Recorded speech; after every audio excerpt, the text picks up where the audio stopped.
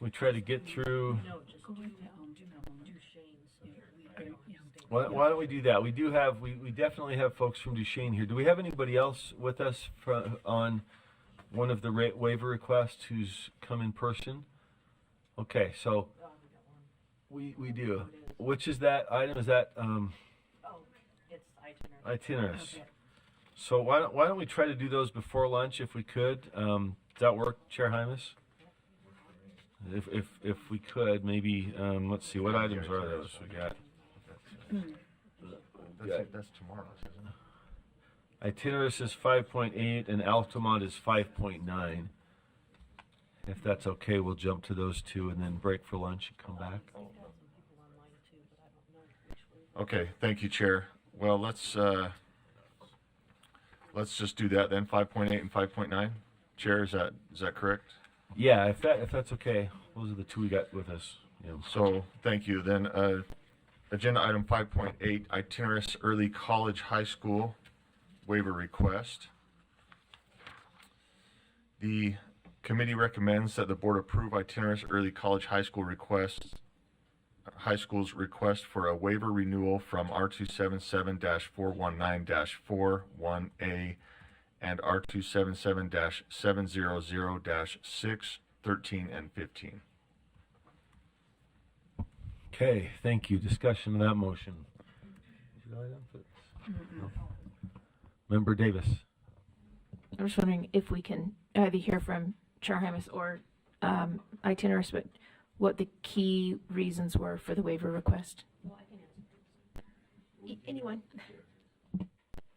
If I may, Chair, we have Ashley Beal, AAG Beal, who's been working closely with these. She probably has a better memory than I do.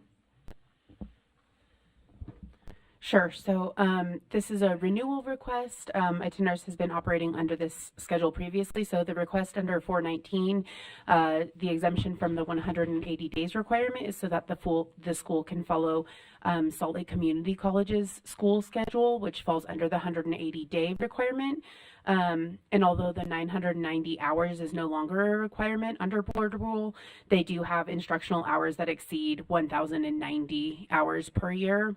And then the exemptions under R277-700-6, 13, and 15 are to waive 1 credit of the 1.5 required of arts credits and 1 credit of the 1.5 requirement of PE credits, and in exchange their students are required to complete an additional credit of STEM or college prep courses. Okay. Thank you. Does that answer the question? All right. Any other comments or questions? If not, let's vote. Oh, do we have a light? No, he's ready to vote. Motion is that the board approve Itinerus Early College High School's request for a waiver from R277 419-41A and R277-700-6, 13, and 15. Board members, please vote. It does appear that we have these other two online. Do you want? We could. Online's easier to come back after. Right? Looking for, yes, definitely Duchesne's. Looking for 2 more votes? So, I'm sorry, it's our online folks. Member Klein? And it's me. Yes. Member Klein is a yes. Member Wood? Yes. Member Wood's a yes. And that passes unanimously. Thank you. Back to Chair Hymas. Thank you. We'll move on to agenda item 5.9, Duchesne School District, Altamont Elementary and High School waiver request. The committee recommends that the board approve Duchesne School District, Altamont Elementary and High School's request for a waiver from R277-4194. I do want to, for those who haven't, Chair, can I just address some conversation that happened in the committee? Absolutely.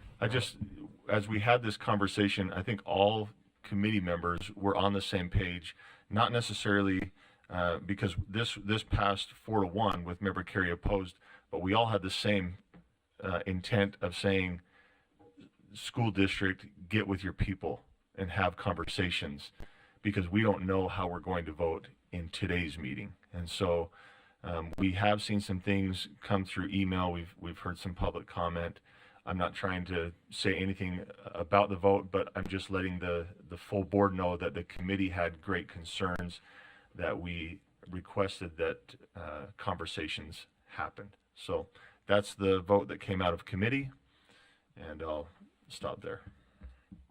Thank you, Chair Harris. Member Carey, and then Member Bach. Thank you, Chair. Yeah, this, I think we had a great discussion in law and licensing about this, and I can't speak for everyone in the committee, but I think that we all voted with reservation, regardless of the side that how we voted, because there was concern that there was division in the community on this particular issue. I am a big supporter of local control, and typically my deference would be for the local school board. They made this decision. This struck me as different because, when we get all these waivers, there's always stakeholders who are for it and against it. But as I observed in law and licensing, this particular issue, there was an overwhelming number of people opposed to this. And I think it was Ms. Seeley, when she was speaking today, she said, when this was approved, it had 115 votes, and they now went and got a petition with over 200 people opposing it. It's my understanding the high school folks are for it, the elementary school folks are against it. I don't know if we are setting up this community for success by signing off on this with that kind of division in the community. I think for this to be successful, there has to be that substantial core of unanimity, of rallying around a certain point, and I just don't see that or sense that. I also just want to add this, that, and again, we all know this, that sometimes we just hear one side of the story, but I am concerned, and the representative, I forget her name, Kristen Walker, when she was speaking, she kind of mentioned this as well, that this lack of communication between the two sides, and that only generates mistrust and division. And I know that in law and licensing, I thought we were very clear that we wanted progress on this front. And again, from the correspondence that has been coming into me, I haven't seen that. But again, I also understand it's one individual or a handful of individuals are not representative of the entire community. But I don't see the concerns that were raised adequately addressed. And I just don't think I could support this particular waiver request, which I believe will be the first one that I've opposed. But just given the state of the community, I just don't think it's healthy. Thank you, Chair. Thank you, Member Carey. Member Bogus? Thank you, sir. I would offer a yes and. I definitely agree with what Member Carey has said. I tend, especially when small town America is involved, they have unique needs and niches that we need to honor and let them make decisions for themselves. However, when small towns divide, nothing is more hostile and nothing is more damaging. And I asked a couple people that had corresponded with me to provide evidence of their claims, and the evidence of their claims caused me more consternation than their email itself. And some of that was just in the process of transparency. And so I would just say yes, and I agree with Member Carey. And I think if this is something that the community wants, there needs to be a way to come to a consensus without division, or we're going to have more problems than we do fighting over the issue when we start to install that infrastructure in real time. I don't know how I'm going to vote, but I definitely I have grave concern about this issue. Thank you. Thank you. Member Davis?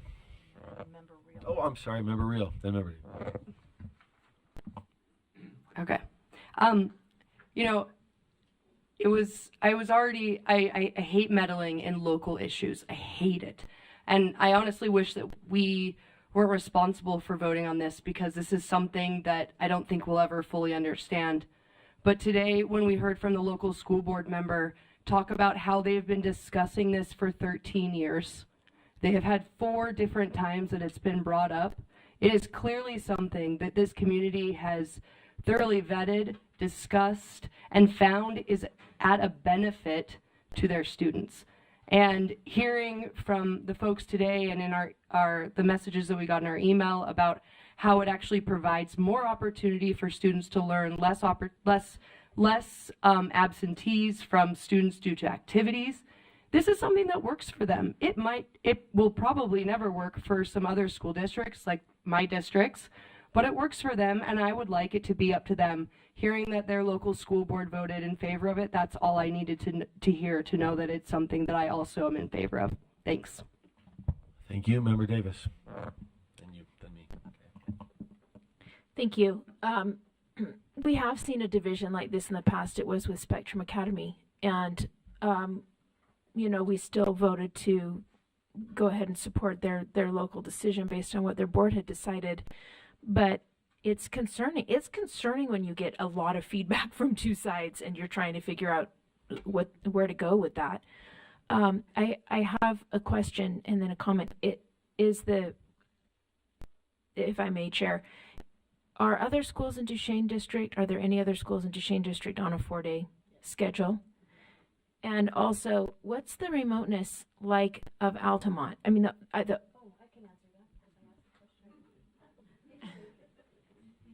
Refer to member Bogus if you'd like, or we could invite the superintendent Young. Member Bogus, would you like to? He can talk. I just asked the question in the hallway. So- 'cause I had so- some of those same questions. Okay, Superintendent Young is not one of our board, our staff, and I'm ambushing you here, so you don't have to come forward, but and we're not going to ask you to take, express an opinion or advocate, but I think there's an informational question, if you wouldn't mind addressing that. both questions. Yeah, a couple of informational. Thank you, sir. Yes, if you wouldn't mind. I'm sorry to spring that on you.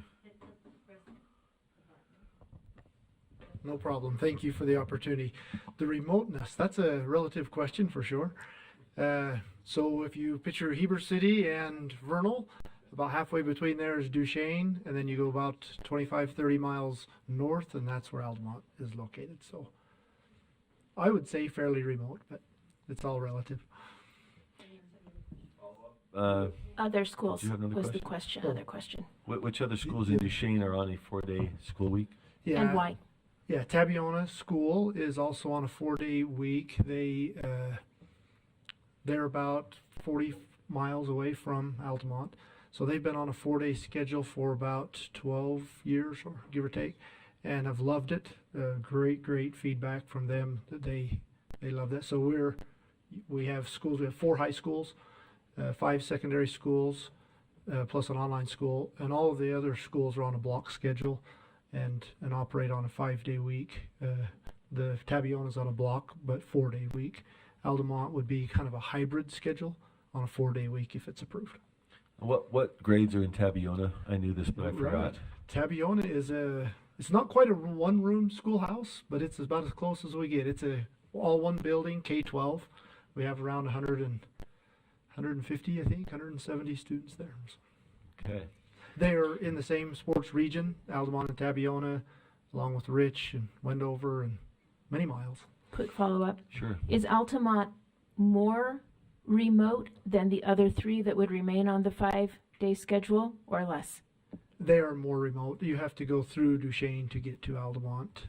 If you're coming from the west, from the east, you'd have to go through Roosevelt to get there. So it's more remote, very similar to Tabiona. Okay, thank you. Just then my comment, and then I'll be done, Chair. I have not voted no on a single waiver request that has come before us, because I think that our local folks really have weighed in on these issues.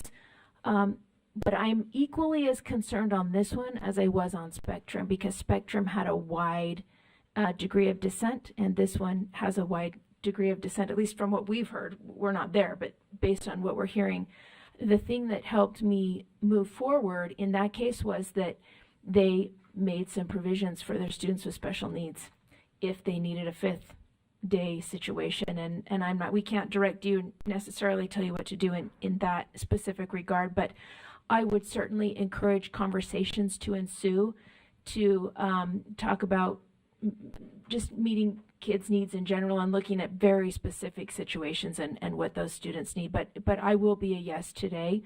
But these decisions aren't easy at all for us. And we just encourage our local folks to really explore and, just like the committee said, stay in close contact with those parents. Thank you. Thank you. Who's up next? Member Rio or you? Yes. Vice Chair. Next.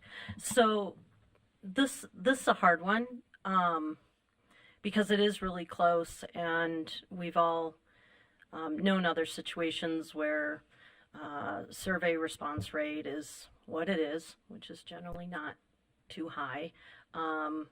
And close calls are what they are, like the board decision.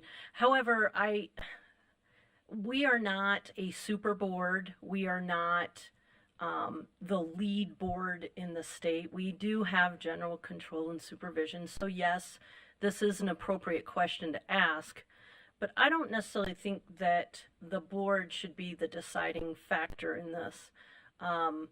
In fact, what I use as a metric to make decisions about this often is, did they follow policy? Did they follow a procedure? And when you have the board decision, SEC support, and survey data, at the end of the day, all those things said go for it. Now, they were very small margins, yes, but it's also a very small community. So I don't think, in my view, the state board should be the one making the decision. And so I'm not going to stand in the way of that. I would caution that perhaps just because we vote yes or no is not, well, I guess if we said no, it's for sure. But if we vote yes, that doesn't mean that you go ahead and do it. It means that you have the waiver available to you. And I hope that, just like I hoped at the committee, and I heard that there were additional conversations, I hope that those conversations continue and you continue to look for, a third option that is more palatable to both, or some other ways of accomplishing solving the issue. I know how disruptive it is for kids to constantly be gone, teachers to constantly be gone. That really ruins the lesson plan, and it makes it difficult for teachers to stay on a clear path to their helping their students meet the standards. So while I am going to vote to support the waiver, that doesn't mean that I think it's a slam dunk. It means that I believe that at the end of the day, I don't want to be the one that keeps this from happening. So just to explain a little bit. Okay, thank you. I put myself in line, but then we also have some other lights. So I've appreciated, this is in my district, so I appreciate the opportunity to go out there, meet in Altamont, met with parents who were concerned about it and opposed, spoke with the elementary school principal, Laura Oman, met with Superintendent Young. Greatly appreciate the wide variety of input that came there. I personally, I'm not ready to approve this, and I'll tell you why. I have concern, number one, that there's some division among the community. The research on the 4-day week working is mixed, and some of the variables include the cohesion in the community that make it productive. What is the academic focus of the 4-day week? What are kids doing on that Friday or Saturday? There's a lot of this that involves helping some difficult travel schedules for athletics. There's some reasons behind that. But personally, I feel that there's, number one, a division in the community that might hamper the ability to actually make this a positive thing moving forward. Second, there's a division between the schools. I think a lot of this came from the high school. Speaking with the elementary principal, Ms. Oman, not in favor, concerned about some of those kids being home on a Friday. There's concerns right about sped kids. And those things are, I've heard great explanations on both sides, frankly. And to me, because there are two different schools involved with different opinions, and because the community itself has different opinions, that to me suggests some trouble. So my feeling is, and I appreciate discussion with Superintendent Young, I think he's prepared to address concerns. If this were voted yes, he would implement. My understanding is if it were not approved, he would have other ways to try to address the concerns that have been raised that motivated the request for the waiver. So I greatly appreciate that, and I won't put him on the spot, but my understanding is if we were to vote no, it would not mean that the concerns motivating the waiver request go unaddressed, that there is a plan for that. Some of that involves these travel schedules that are unique situations in rural Utah regarding sports teams, and some of these are division or 1A, some of them are 2A. A couple of sports like baseball, they play other schools that are 2A. So there are concerns behind this, but I think there's a plan in place. And my feeling is this is a departure from the norm that can be innovative, productive, helpful. But if it's that kind of division between the schools and between the community, it might be a problem. So my vote is no for now, but if it does not pass, I don't think that would be the end of the story. I think there's an opportunity to go back, try to adjust, address the concerns. Maybe that fixes it.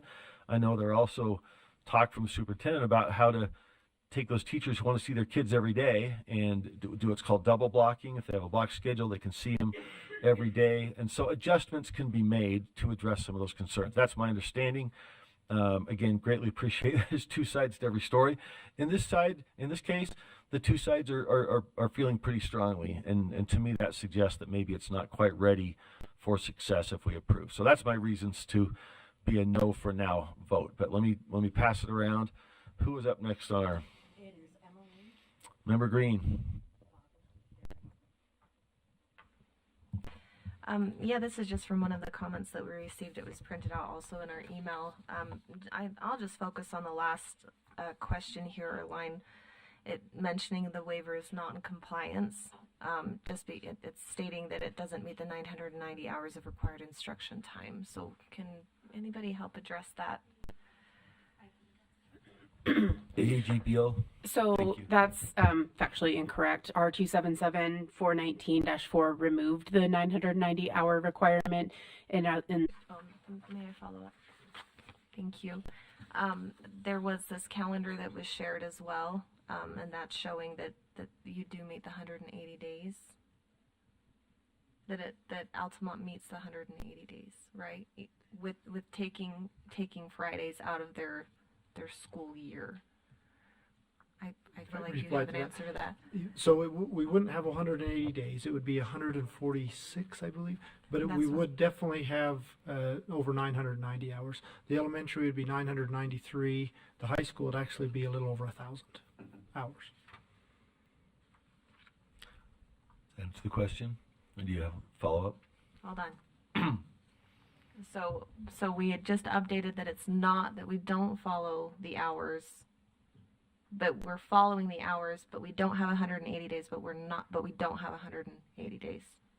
What am I missing? I'm not connecting. The numbers aren't matching up in my head of what's required, and none of the numbers are meeting requirements. 990 is no longer required. Right, so 990 is no longer required. 180 is, unless you get the waiver, which is what's being requested. But the 990 was waived post-COVID. Waiver is just to the 180. Okay, so the waiver is for the 180 days, but it's showing that we're getting 149 days instead of 180 days. Correct, and that would be okay as a waiver if it's approved. Then that would be, but we have to vote to approve that reduction in days, whereas the 990 is no longer required as it was pre-COVID. Okay, all right. I guess my strong opinions, and I've had this opinion also because I know that our school district kind of had to go through some changes on late start versus early out on Fridays, and we had calculated, I forget what the number was, 490 or of instructional time that the students will miss out over the course of their high school career because of late start or early out. And I was sad about that because that's information that students will never receive. I understand the dynamics here. I've read the emails and this, and I'm trying to understand what it looks like, but I worry that sports would be siphoning away academic instruction to other students that haven't chosen to go into sports specifically, that it negatively impacts them, and more so the majority of that. So I don't know that I'm necessarily, it would support doing this, but I also understand local control, and you guys know the issues, you're closer to it. But anyway, those are just probably my main concerns, is I don't want to be voting for something that is stripping away academic time for young students that really need it, especially when it revolves around people that aren't choosing to take sports into their lifestyle. So thank you. Thank you, Member Green. And Superintendent Young, we appreciate you putting yourself on the hot seat. Do other folks have specific informational questions, or should we let him be comfortable while we continue the debate? We don't want to have him in the center of all this, but if there's an informational question, we might. Okay, Member Vargas. Carrie, but Either one. So in my fact finding, it is my understanding that some of your students are on a bus for about 90 minutes to get to school. Is that accurate? I believe the longest route that we have for any one student to get to school is a little less than an hour. Oh. And then again, returning home. Mm-hmm. But the transportation will not change. So the number of minutes that students on the bus will be no different on a daily basis, Yeah, whether I we're did on 4 or understand 5. that. Yeah, okay.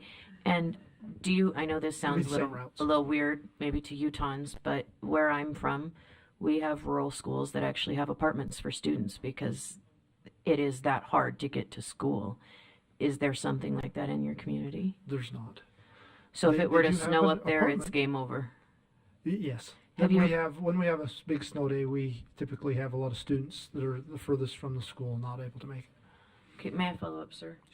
So do you have a plan for snow days, for things that, we're already reducing the number of instructional hours, and then we have a remote community that's very remote, and those communities tend to have a higher number of what we would call snow days. So Is is- there a plan in place for that? Yes, we do, and there will not be a decrease in instructional hours. Member Carey, did you have an informational question? Thank you, Chair. Superintendent, do you know the percentage of students in the elementary school who are on an IEP? I don't know right off the top of my head, no. Do you know if it's below or above the state average? I would assume above the state average. I know as a district as a whole, we are above the state average. I've heard, and again, I don't know the exact numbers, but I heard it's substantially higher than the state average. Would you have any reason to disagree with that? I'm not sure the particulars. I'd need to see that number and the definition of substantially, but we are Right. above the state average for sure. That is true. And that, may I ask another question? That's for the elementary school, is that correct? So though I'm quoting district-wide, I would need to look at school-specific to know that for certain. Okay, so just to be clear, you're saying you don't know the percentage of students at the elementary school who are currently on an IEP? Correct. Okay, and what about the high school? The same. I would need to look. I could find that out fairly quickly, but I don't have it at my fingertips. Okay, thank you. Thank you, Chair. Thank you, sir. Any further informational points? And again, we thank you. No, that's no problem. Did you have an informational point, or should we bring it back for discussion? I do have an question for the information. superintendent. Yeah, Okay. if that's okay. And if you don't have the answer, because I'm going to put you on the spot here, I'm just wondering, test scores for Tabiona, these other schools that are on a 4-day week, are the test scores lower than Altamont? Are they competitive? Like if you have other schools who have gone to a 4-day week, are they suffering academically compared to Altamont? Yeah, great question. No, they've done well. The smaller the N size, the more radical the change in percent proficient, that comes naturally. And so it's an up and down thing in Tabiona for sure. But overall, we've raised. When we first went to our 5x5 schedule and things as a district, we really rose we were quite a bit below the state average, and we rose, and we were really close to those averages when COVID hit. We should have taken a page from Wasatch School District over COVID, because we crashed really hard, and so we're trying to gain that momentum back again. But what we were doing pre-COVID was really helping us a lot, and Tabiona included, and Altamont also very strong academically, traditionally through decades. Any other questions? Should we release Superintendent Young, or are there any other informational questions? Okay. Hey, thank you for coming Absolutely. up. We greatly appreciate it, and I had some good conversations. Let's bring it back for discussion, debate. I've lost track of the list. Member Straight. Yes, thank you. I was just having flashbacks of going on a school bus to Moab, and state playoffs. We went to Union my senior year in football and played there. And I remember that bus ride, and getting back to Mount Pleasant in 2 o'clock in the morning, and the last thing they said to you when you got off the bus is, you have school at 8 in the morning, so get your rest. But anyway, definitely unique circumstances. I know the impact of extracurricular activities. I also know the value and benefit of extracurricular activities. And in small schools, anyone and everyone who wants to participate usually can. And so you have a plethora of students involved in anything and everything, and I think that's good. It's sometimes nice to be a big fish in a small pond with a whole lot of others.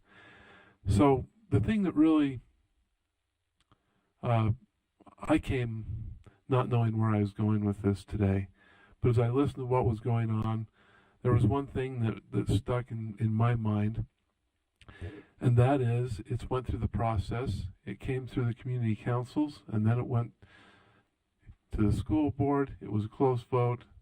There's lots of conflict. I understand. My suggestion is maybe we need to look for door number 3s, but I'm not going to suggest at all what that might be. But it's something to think about, so I'll just leave that hanging chat out there. So anyway, I'm going to vote in favor of it today. Thank you. Who's next? That would be Booth. Member Booth. Thank you, Chair. As I'm listening today, I reflect back on my commitment to local control. And we've certainly received a lot of information about what's happening in terms of local control in Altamont from many different perspectives as we've read and as we've listened to those different perspectives. I think the challenge for those who have responsibility for local control is that Altamont is Altamont and nobody's going anywhere in terms of you're going to live with each other and you're going to figure out how to have local control and how to live with it. And you've been doing that for a long time. It's not anything new.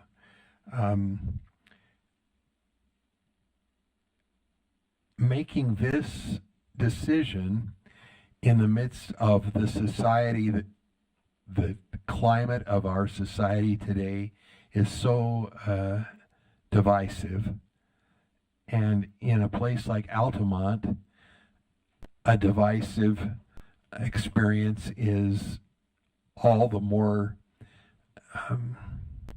poignant because you're there and with everybody that you love and you're related to and you've known forever. I'm sad that our society is in the state it's in, and that it happens even in these close-knit communities where it can have a big impact in the way people feel, and particularly the way kids feel. The messages from special needs children's parents, the fact that we want to listen and be concerned about every child, the ones that need to go and play sports on a Friday, the ones that need to be in school because parents don't have any way of caring for their needs because of work or other conflicts. These are all very real issues, and I'm just glad that it's a small town where if people keep kids first in their mind of priorities, and if they keep one another as community members who are not going anywhere, and we're going to continue enjoying and appreciating and working for one another, I think you can solve the problems. I am going to vote for local control, and that doesn't mean 3-2 we squeaked by and so we're going to do this come hell or high water. It means we're going to talk about every child and every kid who's going to continue living there, and we're going to listen to one another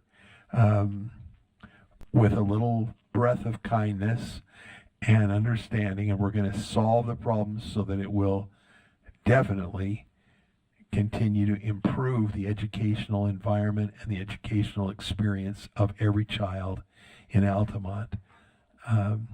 And I wish you good luck, and pray that the divisive influences that are prevalent everywhere can somehow be eliminated by good people who live in Altamont who will roll up their shirt sleeves and work together. Thank you, Member Booth. Who's up? Member Davis. Oh, wait. No, Lear. Member Laird. And I have 2 points I'll make quickly.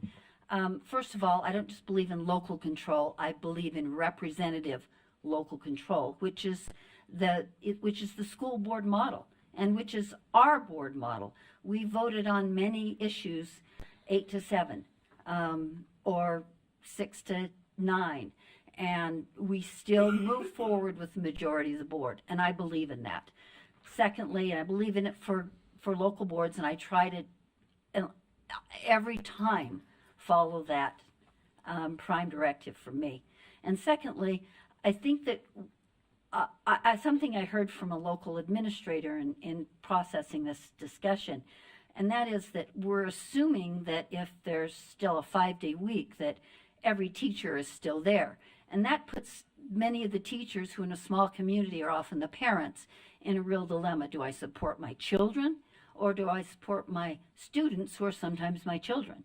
And I want to do everything possible to make both things true for the parents and the teachers in that community. And it seems to me in this case, I'm old-fashioned. I believe kids should be in school every day. I just ask my own children. Every day, all day, when they're supposed to be there. But in this case, it makes sense. And I keep going back to one of my other mantras, and that is foolish consistency is the hobgoblin of little minds. And I think we have to always be weighing that. Okay. Oh, and there's a Member- renewal. And yes, Sarah reminded me, there is a renewal opportunity for us to look at this.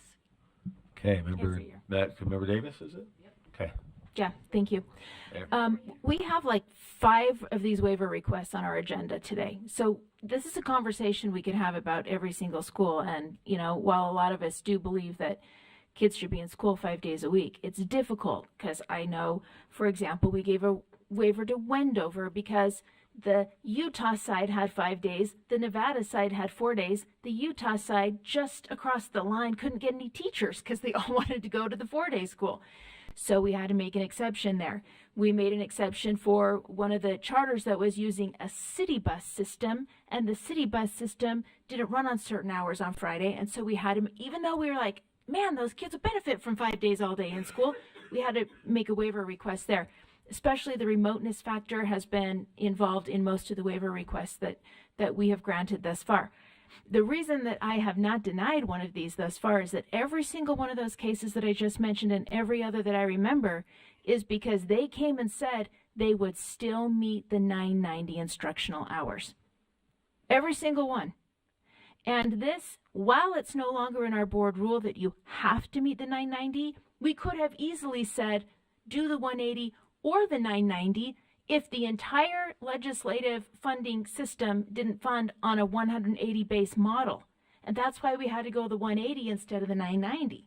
But I appreciate that these folks came and said we are still meeting the 990 instructional hours, even though it's not necessarily in the board rule. And that helps me make my decision today as well. Though I will say, if a bunch of people in the hundreds in the community are unhappy, it would behoove the group to find a door number 3, maybe something different for some elementary or high school or however you decide to do it. But otherwise, you don't want to have a bunch of different micro schools, private schools, whatever, all different kinds of things. Maybe that is what will happen, but in a tiny community, that makes it really hard to continue funding schools.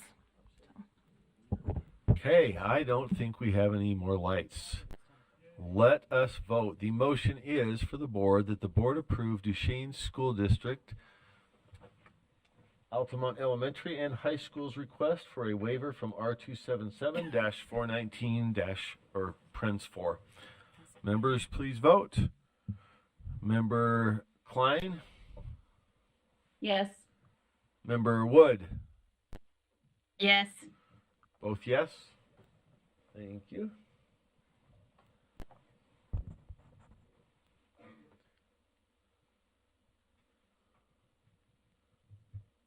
Looking for one more. Are we missing somebody? Who are we missing? I think we're all here. Anybody not vote? I believe you. I believe you. All right. That motion passes 10 in favor, 1 abstention, Member Bogus, and 4 opposed. Vice Chair Earl, Member Green, Member Carey, and Chair Moss. Thank you, and thank you for everybody for joining us to participate in that discussion. We are up at 1 o'clock. We wanted to make sure we took care of those who are with us in person, but I think if there are no objections, we could break for lunch and come back and hit the rest of the agenda. Chair Hymas, what's your take? Sorry? We have others in person? Is that what you're saying? Do we? No. The intent was we just addressed Itinerus and Duchesne, who are here in person. We have more online, and I think we can... Anybody else in person that has not had their item addressed yet? I think we got them. Are we okay to break for lunch then and come back? Okay. It's 1 right at the nose, so we'll be back at 1:30 and resume with law and licensing.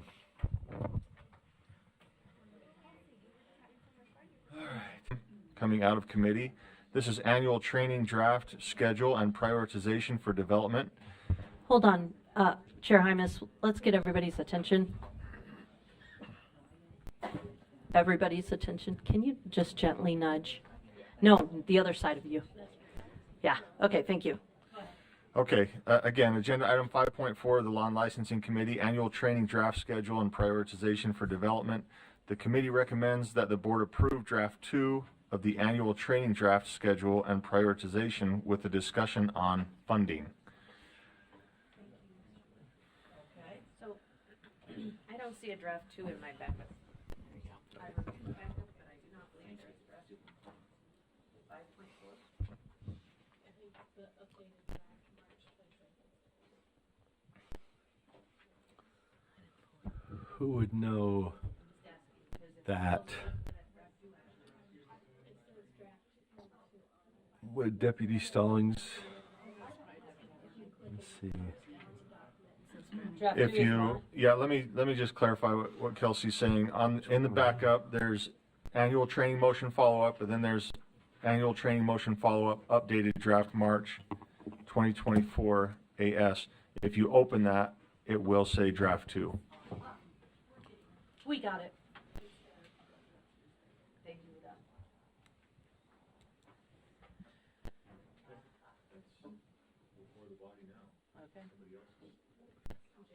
Any questions or any concerns? I would make a motion.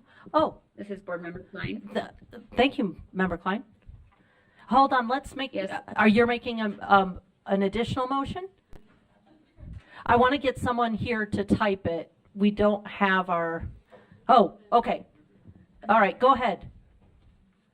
I would move that any training materials used in this schedule as approved be made publicly available in their entirety on USBE's website, which should include a recording of the training as it was delivered, and local districts also be required to provide a public-facing link to all USBE trainings. Okay, hold on.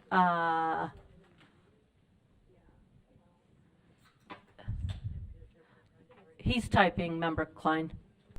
Okay. Did you get that, Director Asmussen? Okay. All right, we have a proposed amendment up. Is there a second? Okay, we have a second from Member Bogus. Would you like to speak to your motion? I think it's self-explanatory. I just think any of these, if we're going to standardize our trainings for LEAs to use, that those trainings should be made available on USBE's website and available to the public on their local district sites as well. So as to create that transparency and, if we're going to standardize training instead of letting the local LEAs do their own, or we're going to recommend our trainings be used, that those be made transparent for the public to view as well. Okay, we've got some lights on and questions.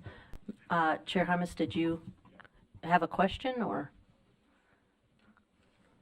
So I want to make sure that we're on the same page here. We had kind of a discussion about the trainings themselves during Law and Licensing Committee. We had discussed how we weren't in that part of the process yet, and I'm wondering, although I agree with this motion, like if we're going to have trainings, let's make it transparent and clear to the public as well as all of our LEAs. I don't know if we're there in this process, and like I said, I could be mistaken, but from what I understand, we're looking at a draft schedule and prioritization with a discussion on funding. We're not really going into the trainings at this time. So just wondering if this motion is a little premature and doesn't align with what the original motion was, or even the discussion behind the amendment, or the motion, sorry. May I comment?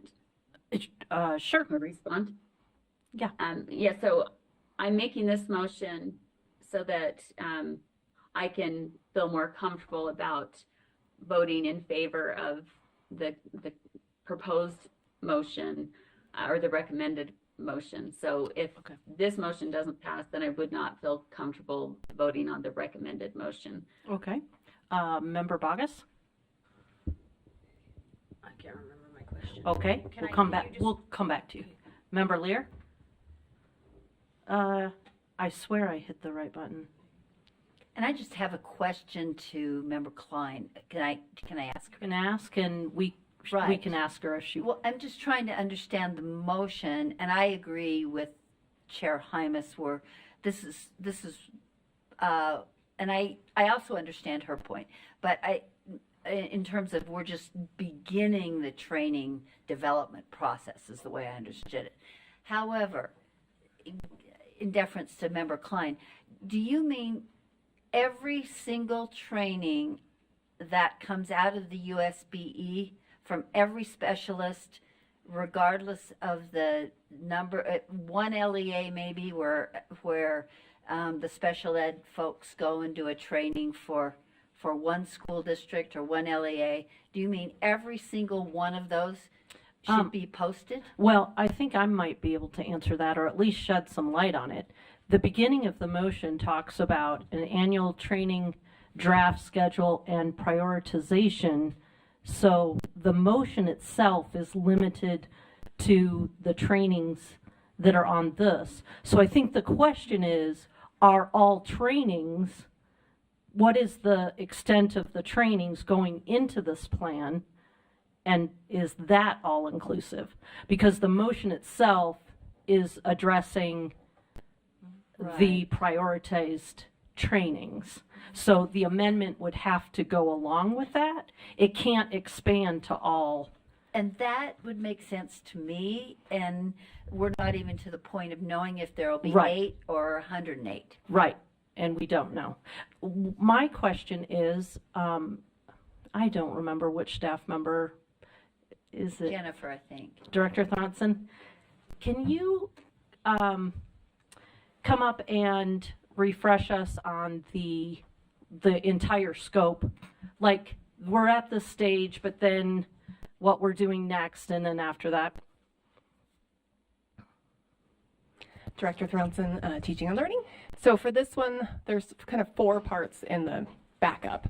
One was, what are the trainings that are required? What frequency can we get to, with the intent of reducing, although it says annual training draft schedule. There'd be an annual training schedule, but we'd be moving away from all the trainings having to be offered yearly. That's some of those that are allowable by code, to free us up to doing some of those every 3 years instead of every year, to reduce the burden on teachers and staff and all the people that have to take those, with the understanding of we're going to be looking at data along the way to make sure our reduction in frequency of training doesn't create a increase in problematic policy behavior. breaking, that kind of thing. There's also in the motion the list of what we would be prioritizing for year 1, year 2, and year 3, with that being around the data that we already have. Worked with Ben on getting the UPAC violations, so like student restraint is a big area that we get a lot of complaints around, so we would actually prioritize that training first, as well as was decided in committee last time. Any trainings that came new this year, because our LEAs haven't built those yet, so to help and support them, the priority would be to start building those this summer, so that they would have those available and not have to build them if they don't want to. They could lean on ours. One of the caveats in this whole thing is it's optional as to whether they use our training materials or not. It's not required because we have them. You now have to use them, but the committee has recommended that they be available, and if an LEA chooses to use them, they sure can. The other part, there's a cost piece, which basically came down to your funding options for this, and then there's a third part. There's 4 motions. I'm like, there's one more part in there. I can't remember. Oh, just the benefits, like why do this? And that really comes down to reducing LEA burden, if they can rely on us for that, along with updates. So when the rule or the law changes, we will have to update the content. The intention was to put all of these on Canvas for LEAs to use. They won't necessarily be recordings. Some of them might have narration. Some might be read this material. So if there is a recording going to this motion, we could definitely post that. But if there's not a recording, I'm assuming that motion would also be like basically any training materials will be posted, but not all of them would actually have a recording necessarily. I think that's all. Okay. I mean, you know, if this is just the first step, then knowing what the other steps are might be instructive. Okay. Member Bogus, you remembered. Yes, I did. So I'm a little befuddled by what we mean by recordings, which sounds awkward, but are we talking about like a camera in the back of the room, a camera on the instructor? Are we talking about a real live training that actually occurred here in Utah? I just would like clarity around that so I know what I'm voting on. Okay. May I respond? Yeah, Member Klein, you can respond. Yeah, so in reading the documents in board backup, it sounded like these trainings would be turned into modules. And so that would mean a recording of sorts. And I would ask that my motion that as presented be added after including a recording. Okay, thank you. Did that answer your question a little, shed some light on it? Okay, thank you. Member Norton? Okay. Director Thronson, those comments you made helped me. I'm glad to see that we are going to give LEAs still the flexibility, and yet it also is going to hopefully help them if they need help getting these trainings. I'm just concerned, especially with the amendment, but even a little bit with the motion, because I just feel like it's just getting the entity and the people and the cost, it's just getting bigger and bigger and bigger, because now we're going to have somebody that gets these all posted and keeps them updated and on and on and on. And I'm just like, we talk about bloodborne pathogens. Do we really need, to have one more thing that somebody's going to have to take care of this? And I think we need to think about, ROI. That's a, we're talking about FTEs here and people that are going to be doing this, and I'm worried. I'm worried that we are making things bigger unnecessarily.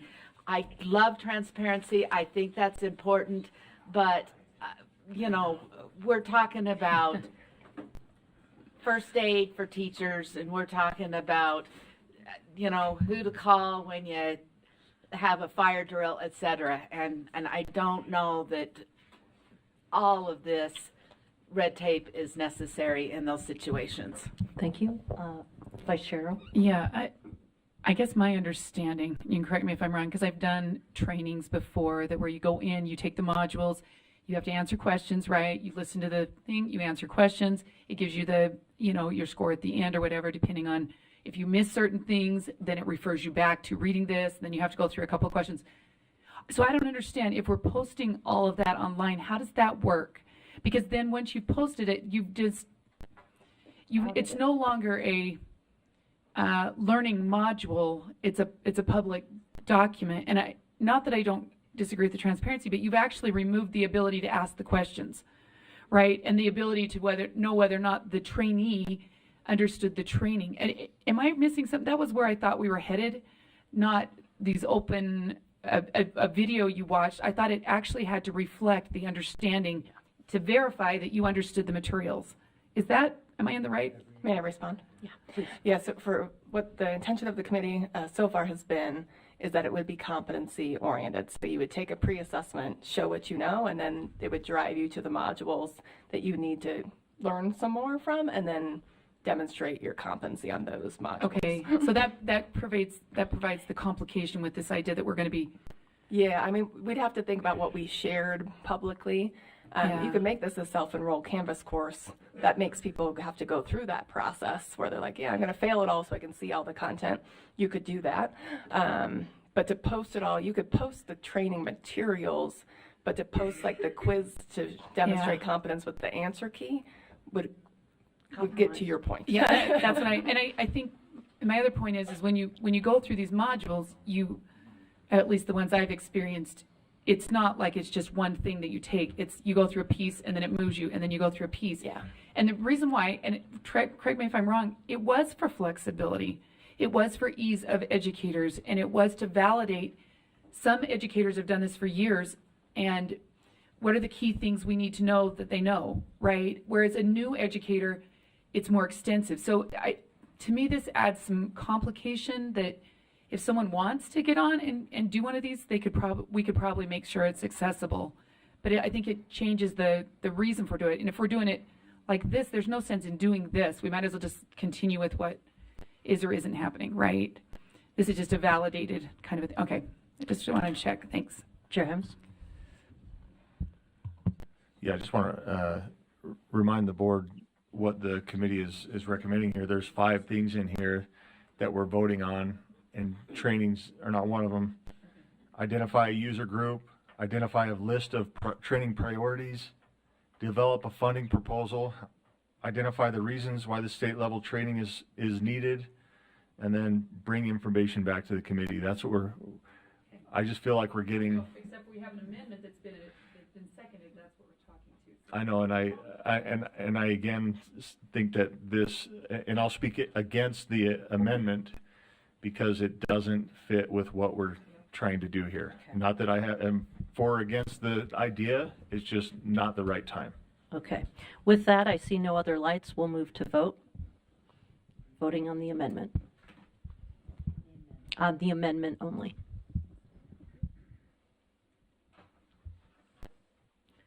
Member Wood is a no. Member Klein is a yes.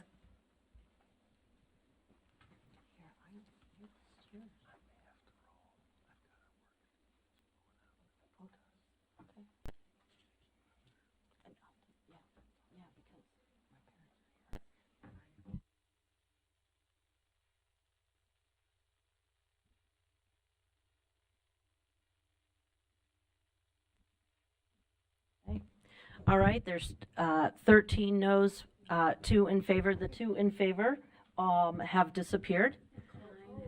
Klein and Green, thank you. We're now moving to the main motion. The main motion is that the board approves draft 2 of the annual training draft schedule and prioritization with a discussion on funding. Seeing no other lights, we will vote. I would make a motion. Oh, okay. I would make a motion, or an amendment to the motion. Okay. To make all training modules available to board members for viewing.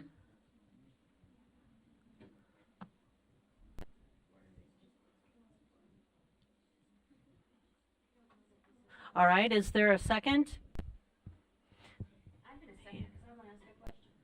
All right, it's been seconded by Member Bogus. Member Klein, you can speak to it. I don't have anything to Okay, add other than okay. just, again, more transparency. Fair. May Okay. I ask a question? Yep. So- Oh, yeah, okay. May I query Member Klein? We can query, she doesn't have to answer. Okay. Well, Member Klein, if you are inclined to answer, I would like to know how this ties into that main motion, which is an exploratory process, because we can't really explore it with making the videos first, or the, I just I'm a little confused. Maybe we're putting the cart before the horse, maybe we're not. I just don't fully track the train of thought, and I would love clarity in that. Member Klein, you can answer, or it can, the amendment can stand on its own, either way.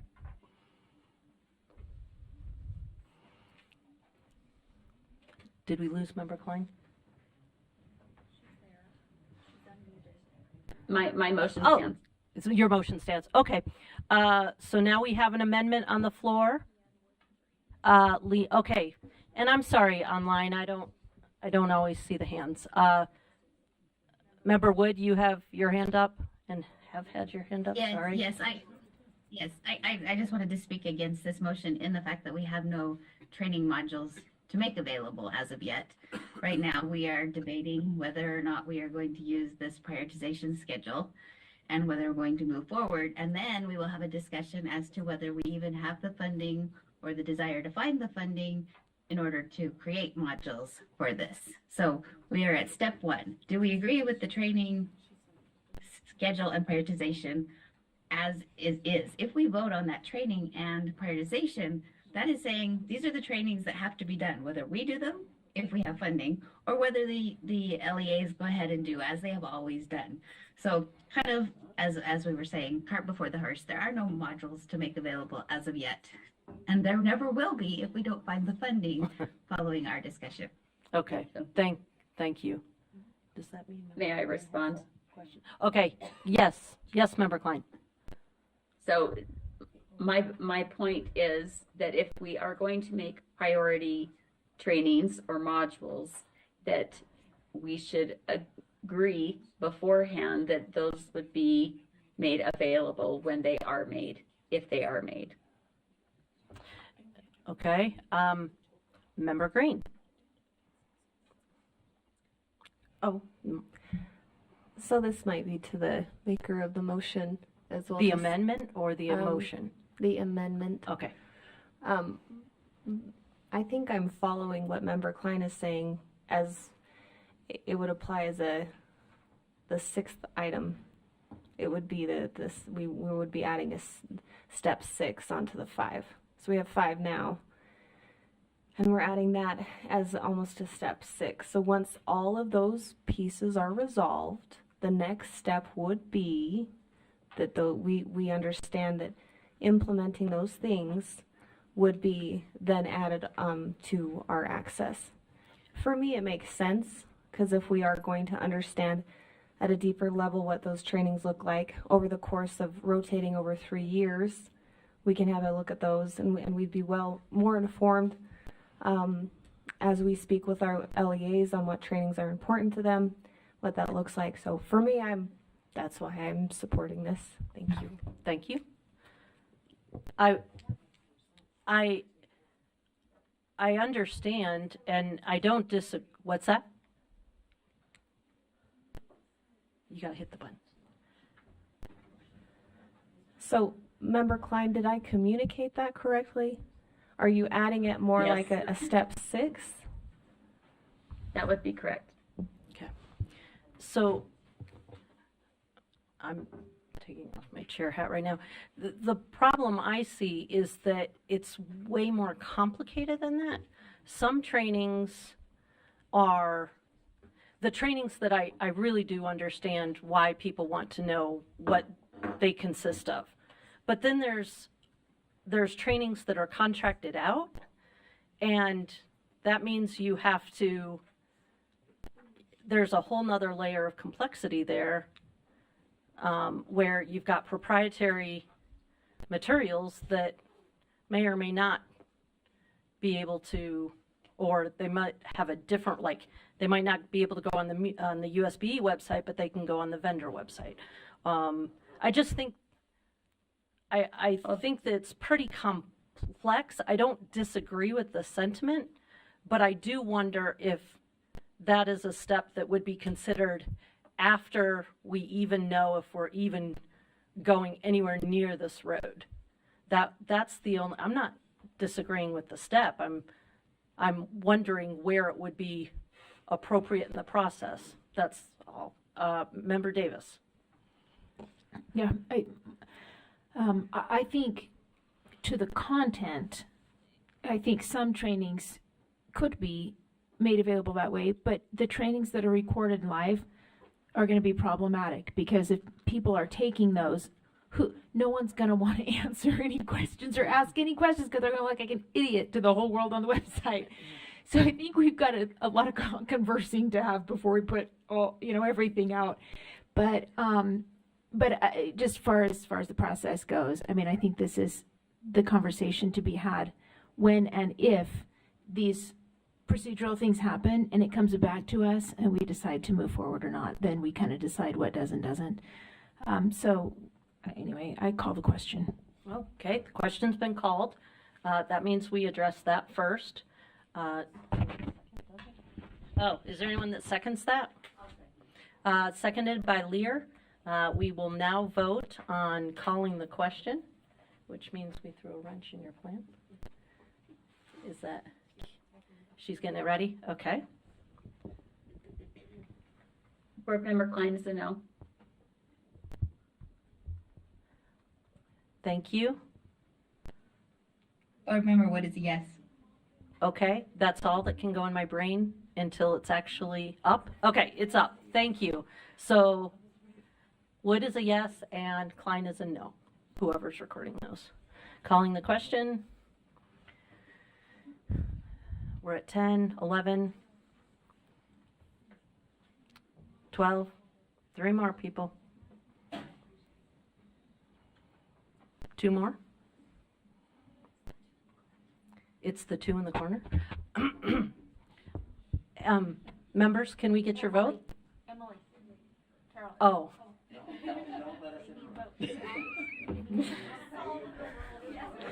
All right, that passes 11-4.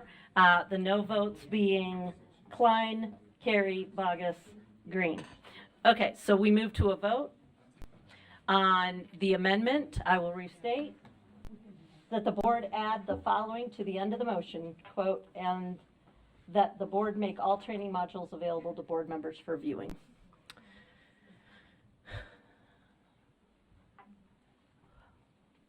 Member Klein is a yes. Okay.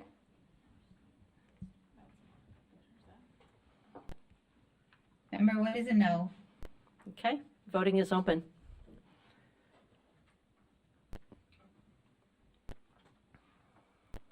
13, 14. One more, people. There we go. And that fails 11-4, the yeses being Carey, Klein, Bogus, Green. All right, so we are now back to the original motion. I see no lights. Can someone scroll a little bit down? That the board approves draft 2 of the annual training draft schedule and prioritization with a discussion on funding. Member Klein is a no. Thank you. It's up. All right, it's up for voting. Member Klein is a no. Member Wood? Yes. Yes.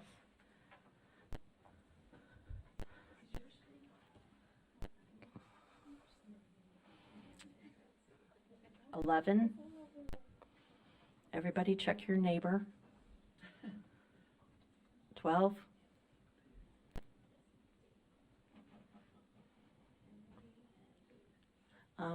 Oh, Booth has stepped out. All right, so voting is complete. That passes 11 yeses, 2 abstain, 1 no. The no is Klein. The abstentions are Bogus and Green. All right, back to you, Chair Harness. Thank you. Before moving on to 5.4, I wonder if we can have I know this, let me just throw it out, and then you tell me, Chair, if this is inappropriate for the time. But we've given direction to staff, and part of that is the funding issue. So is now an appropriate time to give staff a feel for the board's direction on funding. And Where's this coming from? this is because we just had this conversation on develop a funding proposal, right? Did we talk about that? Well, so do you have a I guess I could turn it over to Dr. Thronson, who we worked with in committee, to clarify. Oh, I see. Okay. It's part of the All right. motion. She's ready. Okay. Thank you, Board Chair, or Vice Chair. Committee Chair, There. and recognition from the Vice Chair. For this one, what we talked about in committee was we didn't have the funding sources determined of what your choices would be if you chose to develop the modules. So part of the discussion is, are we good with the training schedule? Yes or no? Part of the discussion is, do we also want to build the training modules that go with the schedule? Yes or no? And if so, do you want to use board discretionary funding or mineral lease funding? There's a few little pieces in this one. Go back to committee. What you passed in terms of the backup says we have a user group, we have a schedule, and if given it's been approved, we would move forward with prioritizing building out any new trainings from 2024 this summer if you fund developing modules. And if you're going to fund it, I just need to know which source you would like us to go through. So that's ultimately the decision we just need is board discretionary, mineral lease, or we don't want you to make modules, you just made the schedule, we're done here. That would be the decision point that we're still waiting on. And I believe that'll have to go back to committee because that, even if we made the decision, it isn't agendized. I don't even think that's a word. But This is where I was like, I think we would need to take it back to, because it is, none of the information would be in backup yet. I guess Is it? I guess that's why it's being brought up here is to make sure that we cover what's needed. Oh yeah, but this is, yeah. All right, so I believe it goes back to committee. Does anybody else have a different idea? I think if we're gonna go that route, it should go back to you. Okay. Unless anybody else has a better idea, I think it'll go back to committee. Okay. What's that? So the information is in draft 2 for the funding. So totally good with committee. We will not likely be able to make modules by the fall of 2024 if we go to committee in May and come back for full board approval in June. I'm just being transparent about process. Happy to come back to committee. My understanding for this was that the funding discussion would be had today in that motion that said, and a discussion on funding. Okay. So all right. I apologize. No, that's mine. That's, what's that? And then it would come back to the full board in June. Okay. Actually, our financial wizard has his hand raised high. So, talking to your parliamentarian here, earlier the board made decisions in an action item on use of the discretionary funds. Right. So, if you recall that item, you could technically move to use federal mineral lease funds for the $157,000 that's in the backups, right? Or agenda. Yeah. Okay. Can you procedurally? Thank you for that lifeline. Can you pull up what we have in our discretionary fund? It's in the monthly budget report and that earlier. If you pull the monthly budget report one up for the discretionary funds, in the upper right-hand corner, will show you what the available balances are in FML. Can you get a minute? You read the top? Okay. Vice Chair Earl? Oh. Sorry, so I guess. So what's the total then? When I. No, I think she's saying it's like 405. All right, when I listened to committee, and maybe I dismissed the documentation, my understanding is that once the overall framework or ideas were said, yes, the board wants to move forward on this, then there was going to be discussion, and maybe that's what this is supposed to be, I'm not sure. I thought that would have been back in committee somewhere, that actually saying it's going to cost this much, these are the modules, this is how big it is. I thought it was going to be developed out more for us to say, yes, go ahead and move forward on that. Once we say, yes, we are interested in moving forward. That's what I listened to from committee. That's what I heard. So I don't think, to me, I don't feel comfortable saying, oh yeah, let's do 200,000 for something. And I don't even know what the something is. That's where I have the concern here, is I'm not sure what that is, because we just said, we're not sure what it is. And now we agreed that we're going to move forward because we're going to decide these items. There just isn't enough clarity for me. I guess that's where I'm at right now. And I wouldn't be moving anything forward today. Okay. So. Thank you. Member Lear? If Chair Hymas can say this better than I can, or can correct, he can correct me if he wants to. But my recollection of the committee discussion was sort of what you just described, Vice Chair Earl. But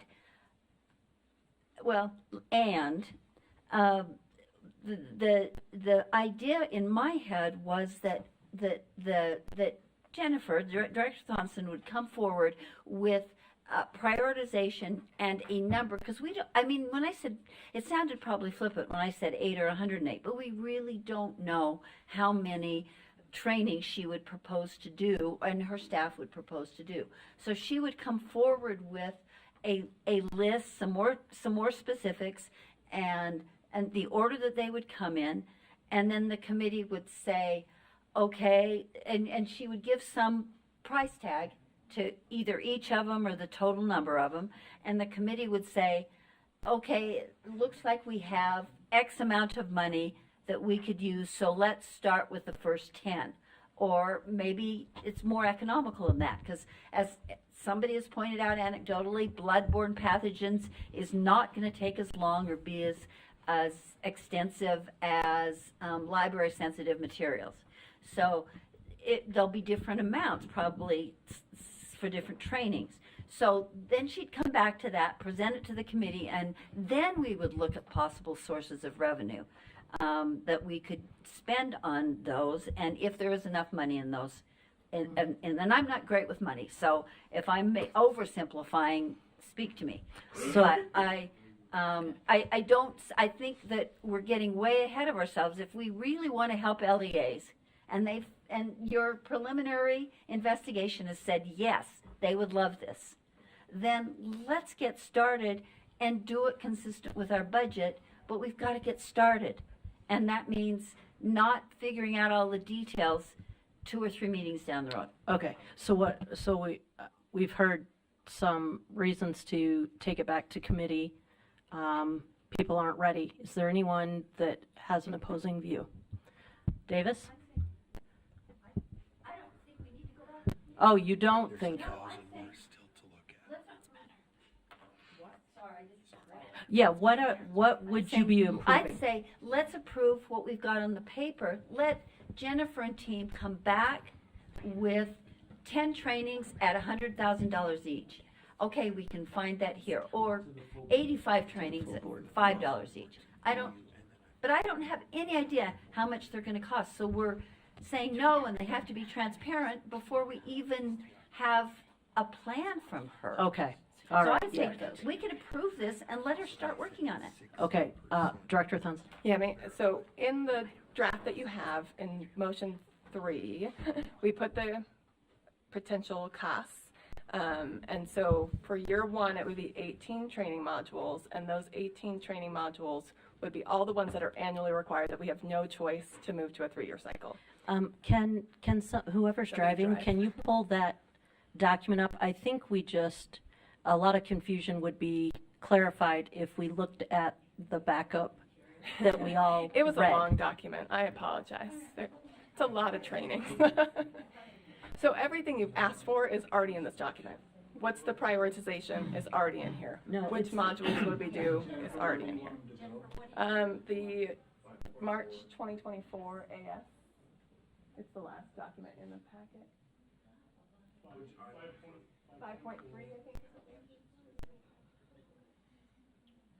Oh, 5.4. The very bottom. Yeah, so there was more information.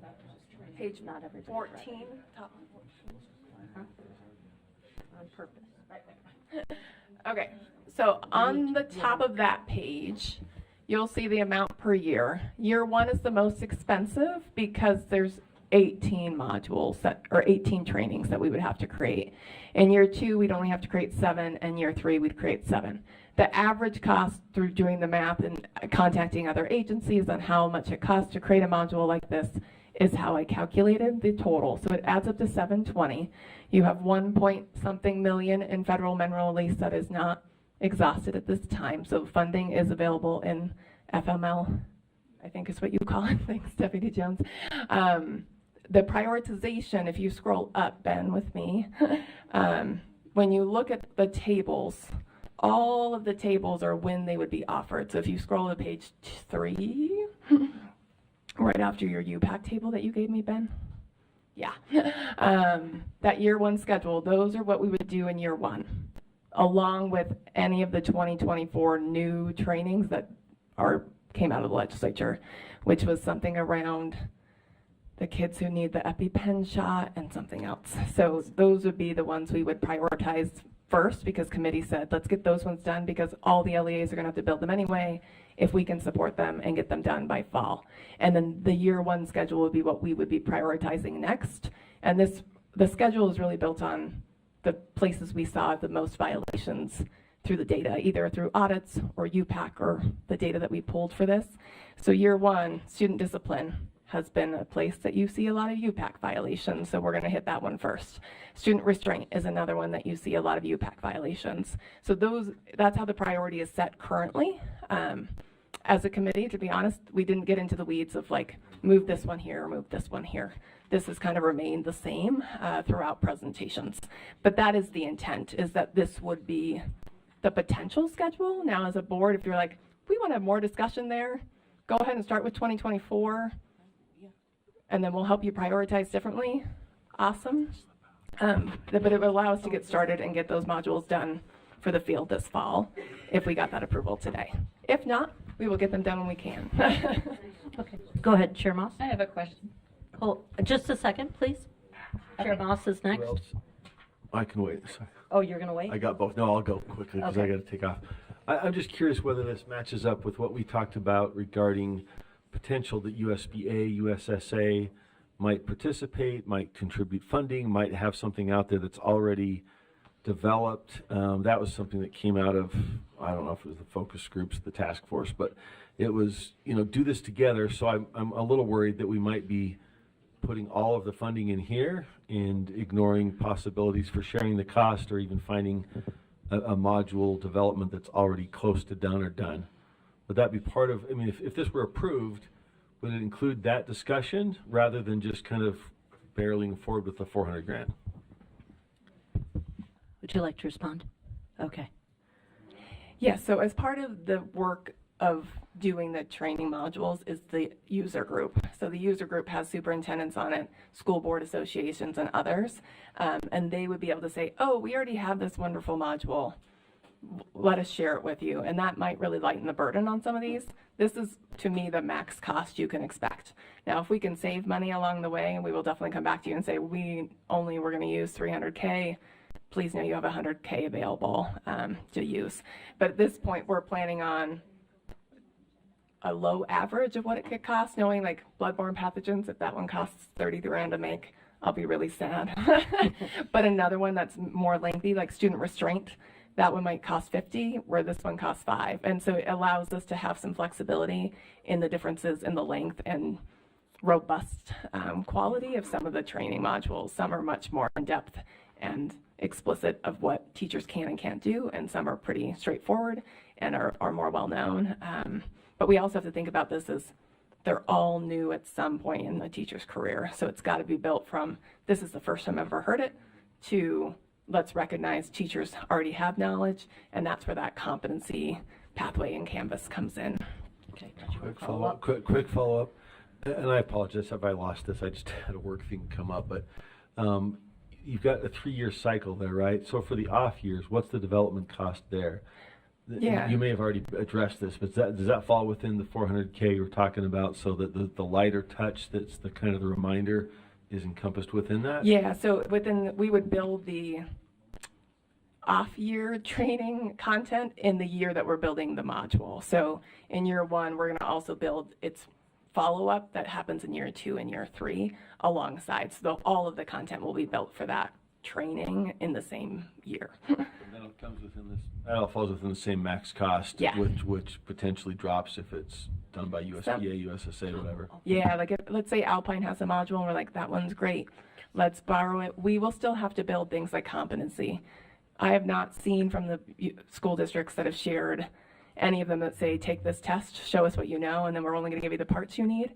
I think we're going to have to build that no matter what. But the content of what that comes will be potentially available. Okay, thank you. Member Klein, was that you or was it Member It was me. Wood? It was Board Okay, Member go Klein. ahead. So this kind of echoes back to our previous discussion a little bit. Could Dr. Thronson clarify, are these trainings in addition to training modules, and are training modules the same as learning modules? And if so, there was talk about how some trainings could have, proprietary restrictions on them as far as who they could be made available to, but to see.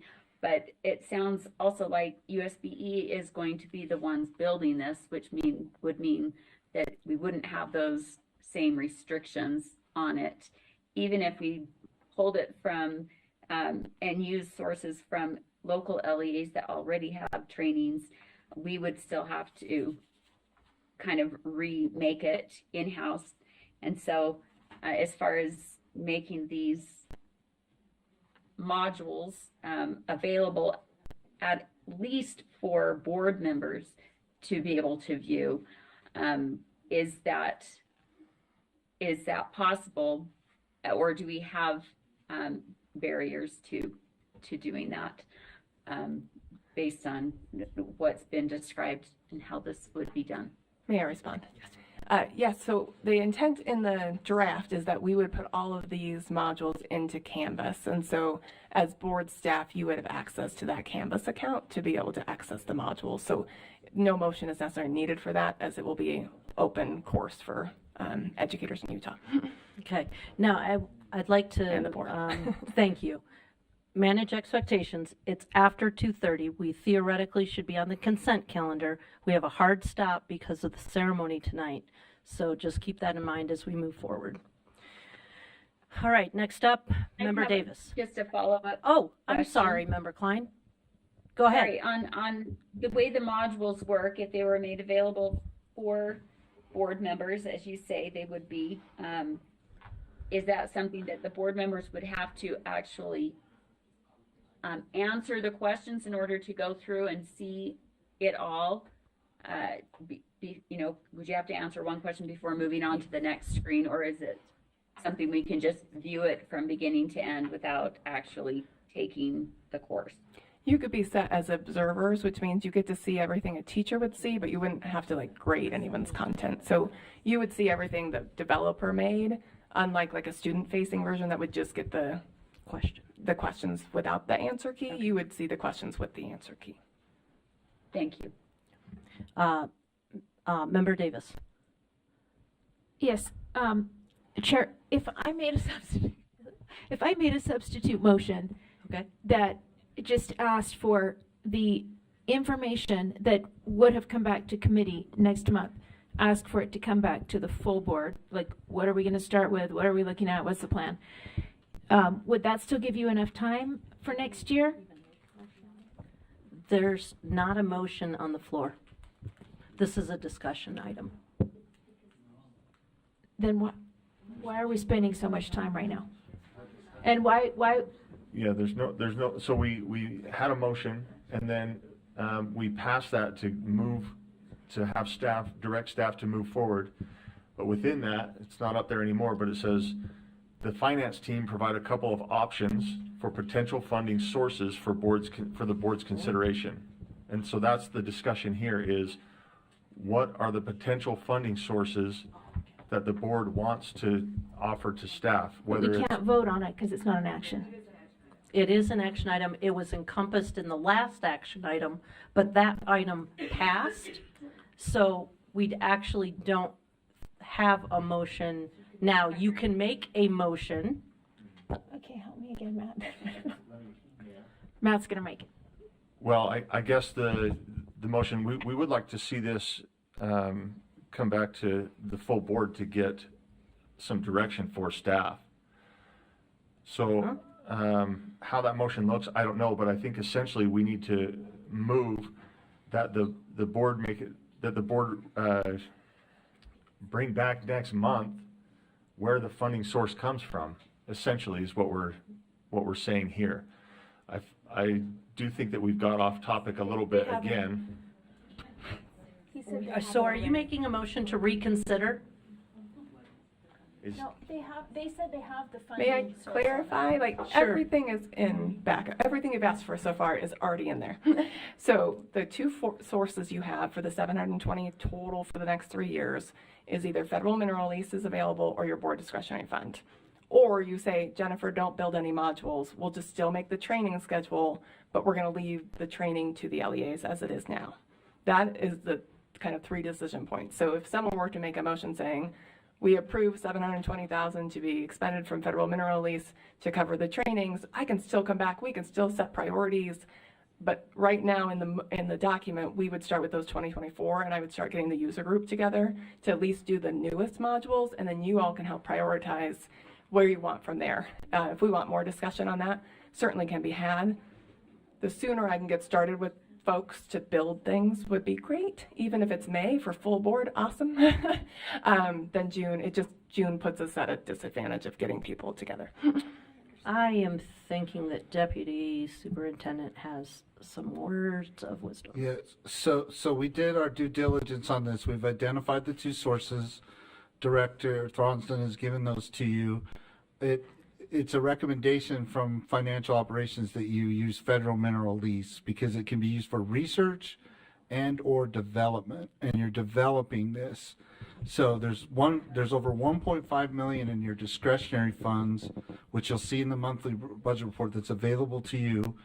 It is an action item. I checked with the parliamentarians, so you, the board, Madam Chair, could set aside that amount of money here today. Doesn't mean we start executing it or anything. We could bring that back, but to get started on this and knowing a funding source, I believe everything is in order, ma'am. Okay, so do we need to, I'm asking a procedural question.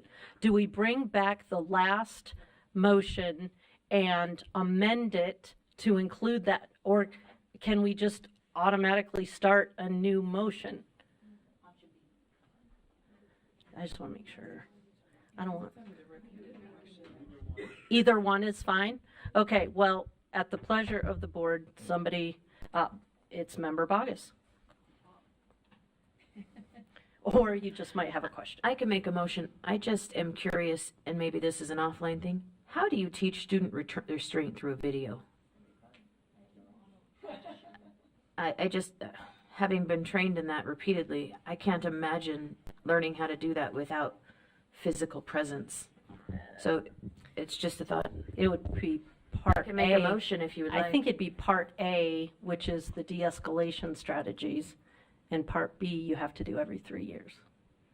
Well, this is student know. restraint, though. That's what I'm talking about. Yeah, and some of them we might be like, here's the video part that goes with the in-person piece, and here's the facilitator guide for that. Not everything has to be video or text-based. We might actually have interaction with those modules.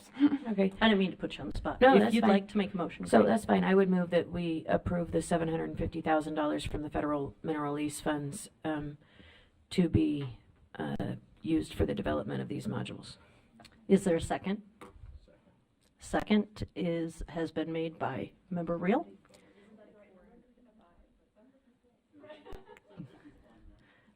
We'll do.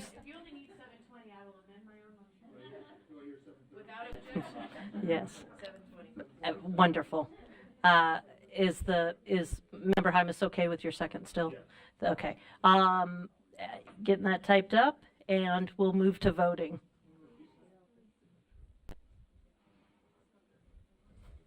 Voting is open. Please vote. Member Klein? Member Wood? Yes. Member Wood is a yes. Did we lose Member Klein? Okay. She hasn't said anything yet. Oh, we're at 10 people. 11? Moss is a yes. Moss is a yes.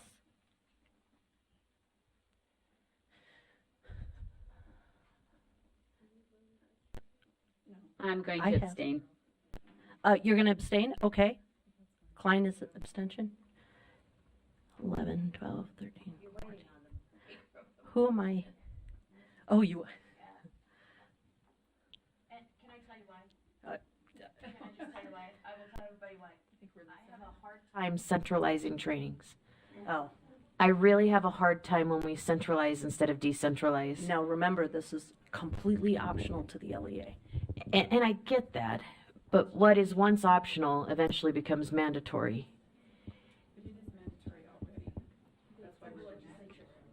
So I don't know, but it's already passed. Did you I'm abstain? abstaining. Did you put in something? Okay. All right. That passes 11 yeses, 3 abstentions, 1 no. The no would be Member Carey, and the abstentions are Vice Chair Earl. Oh, 3 abstentions. I'm sorry. Bogus, Klein, and Earl. All right. Chair Hymas. Thank you. Let's move to agenda item 5.5. This is the Academy for Math, Engineering, and Science waiver request. The committee recommends that the board approve the Academy for Math, Engineering, and Science request for a waiver renewal from R277-700-6, 13, and 15. Okay, the motion's been made.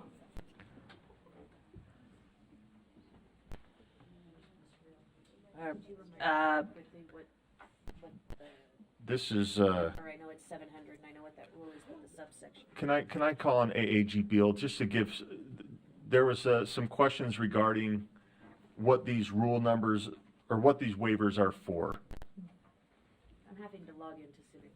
Yeah, so for the remaining 3 waivers today, they all have slightly different variations on the same requests, but they're all of the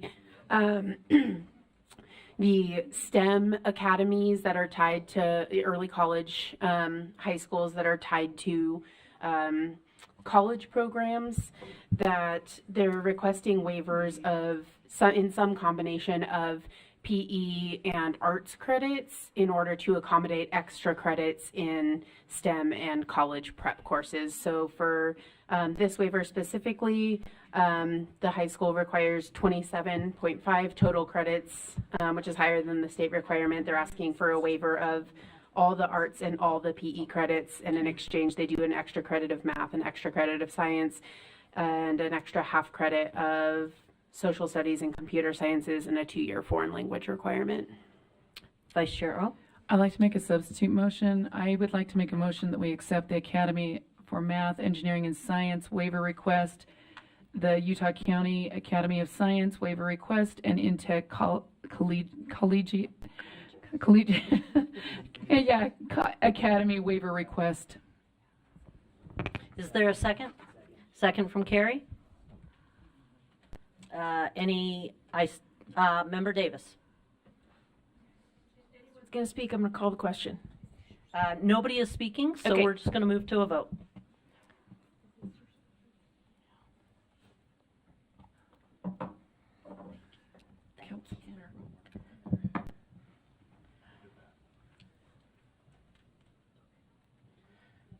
Is voting open?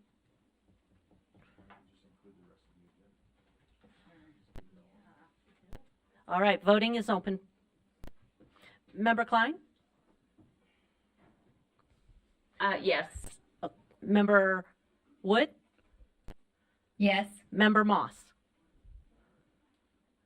Yes. Vice Chair, Chair Moss?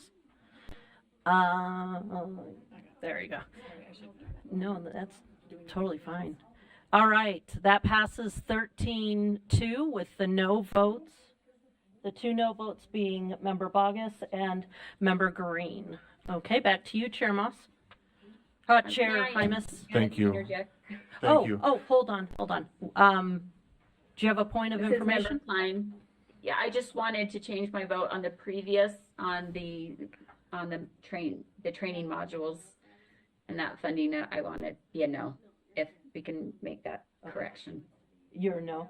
Just confirming you're a no on the training modules. A no. Okay, Yes. got it. All right, Member Chair Hymas. Thank you. With that last motion, that included 5.6 and 5.7 and 5.5. So all of those 3 are now taken care of. So we're on agenda item 5.10, R277. Oh, There's no motion. sorry, there's no motion on that one. We're on 5.11, R277-631, student toilet training requirements. The committee recommends that the board approve R277-631 student toilet training requirements draft 2 on second and final reading. Okay. Oh, okay. Member Bogus. Thank you, ma'am. May I query Superintendent Stallings? We can. She doesn't have to answer, but she probably will. She probably knows my question. Go for it. Ma'am, as I read this, I don't see anything that I have great issue with. I am wondering about the flexibility issue. Are we going to address that in board rule, or is that going to be left out there for everybody to wonder?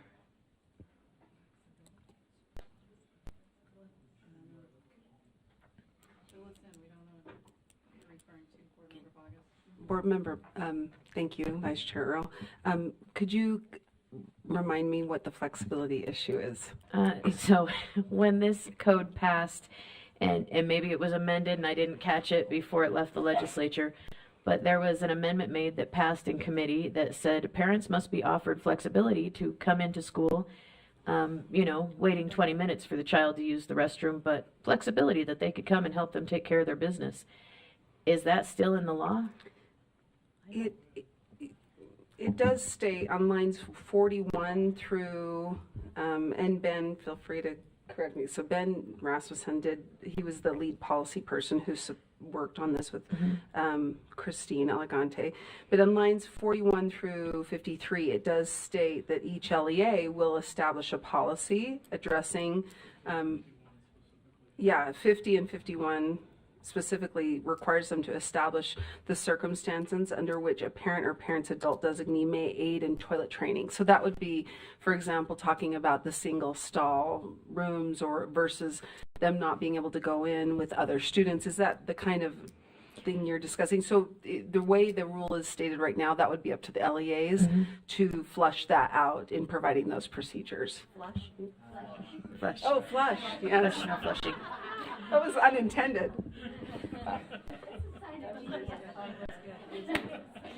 So my concern. All right.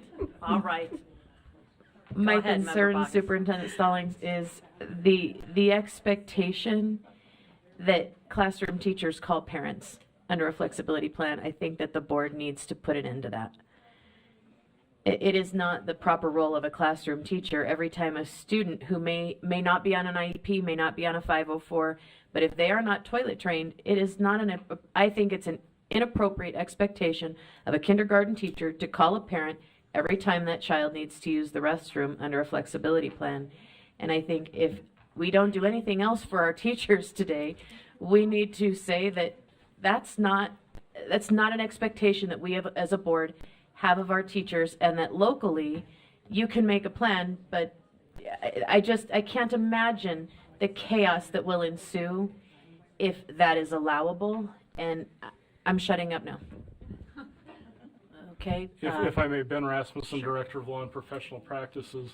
When we were looking at that particular piece, we were trying to give the LEAs the most flexibility that we could in evaluating each circumstance on its individual needs. And so that's kind of the way we drafted it, the way we did, so that the LEAs would look at each circumstance on a case-by-case basis, and that they would then evaluate what would be needed in each circumstance. Okay, thank you. You don't look like you're buying it, but All right. Any other questions? All right. If not, we move to a vote.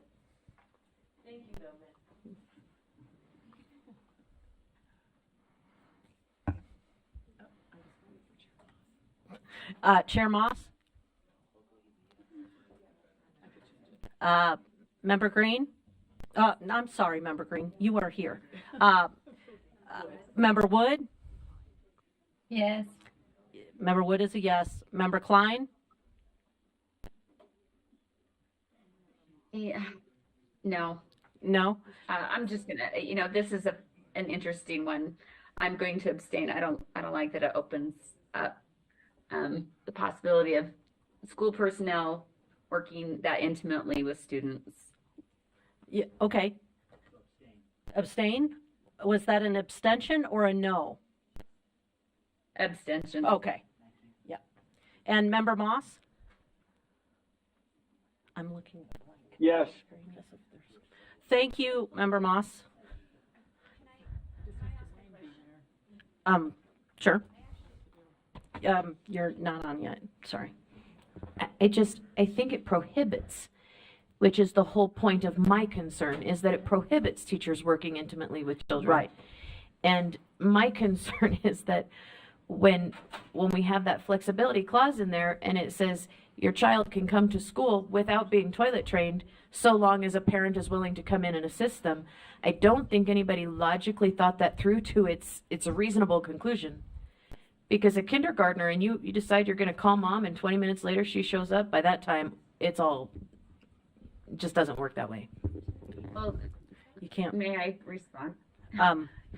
Just remember, we've already voted on this item, so you go ahead, but Well, it does say a parent or a parent designee, right? So that could be somebody at the school, is that correct? No, parent no, chooses? a parent designee would Okay. be a babysitter or an older sibling, an adult Okay. older sibling, that kind of thing. Not, they can't they can't. They would like to, I think, in some cases, but that's not an appropriate designee. Okay. All right. All right. So that passed 14 to 1. The abstention is Member Klein. Member Hymas. Thank you. We are now moving to 5.12, R277-700, the Elementary and Secondary General Core. The committee recommends that the board approve R277-700, the Elementary and Secondary General Core Draft 1 on second and final reading. And any questions? Seeing no light. Is Oh, this, go ahead, Member Klein. sorry, is it draft 1 that is the shall, or is it which one is the shall and which one is the may not? I just need a, Yeah, we're looking. Hold on. Who can get there faster? Thank you, Director Rasmussen.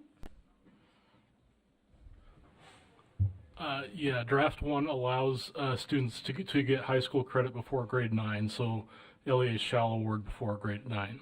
Okay, so draft 1 is a shall. Member Klein? okay, so I would be opposed to draft 1, and for draft 2 because it's a may not. I just don't want to dumb down, our graduation requirements further. Okay, thank you. I see no other comments, so let's move to a vote. Then the motion for clarity is that the board approve R277-700, the Elementary and Secondary General Core Draft 1 on second and final reading. Please vote. Chair? Yes, sir. No, never mind. I'm sorry. Now that I'm away, could you clarify what draft 1 is versus 2 on the may not or shall? Sure. Director Rasmussen? So draft 1 says that LEA shall grant credit for students prior to grade 9. That's the committee motion. Draft 2 would have prohibited granting credit before grade 9 So in the background, it for says, high school credit. Draft 1. Yeah. Oh, sorry. Could I ask a quick follow-up? Go ahead. Yes. So in the background paragraph of the memo, it says draft 1 permits awarding credit and draft 2 prohibits. Is draft 1 a requirement that LEAs must grant credit for work done before grade 9, or is it just permits? Is it in front of you? Okay. So Chair Moss, it says in line 173 that for the purposes of high school graduation, an LEA shall recognize high school credits that were earned before grade 9. Does that answer your question? Yeah, thank you. I saw that word permits and not required in the background, but it sounds like it's a requirement. Okay. Okay. Voting is. Oh, would you like to? Okay, sure. I know voting is open, but one of the reasons that we had to do, or that we felt that we needed to do shall, was if we left this just open, then let's say that Chihuahua accepts it and Granite does not, and then if a student moves, they could be penalized. Right. So it was kind of this all or nothing thing that we were faced with. And just for clarity, if they're taking the course, they're still subject to the standards set for that course. They cannot be watered down in any way. Okay. It's just May I for our clarify? really bright students. Voting is open. I'd like to remind people. Member Lear, is it a point of information? Yes, kind of. I think another persuasive point was it is required for online courses. So we felt like if it was required for online courses, it would also be fair to allow it for other. That was the persuasive piece for me. Very good. All right, please vote. Moss is a yes. Member Klein? Member Wood? I just, Oh, I'm sorry. Go ahead, Klein. I just needed to clarify. So this is for students that take high school classes that, so they can get credit for it before they're in ninth grade. So these are Correct. advanced students. Correct. For instance, an eighth grader or taking a secondary math 1 in the summer, and the students do it to clear room in their schedule for other things that they want to do. All right. And PE. They actually do a lot of PE. All right. We are waiting for That 2 would be votes. a yes. You're a yes? Okay. Member Klein is a yes. And Member Wood is a yes. Member Wood is a yes. This is 14. Who are we missing? Member who? Okay, that passes unanimously. Thank you. Member Chair Hymas? That concludes all the action items from the law and licensing. Thank you.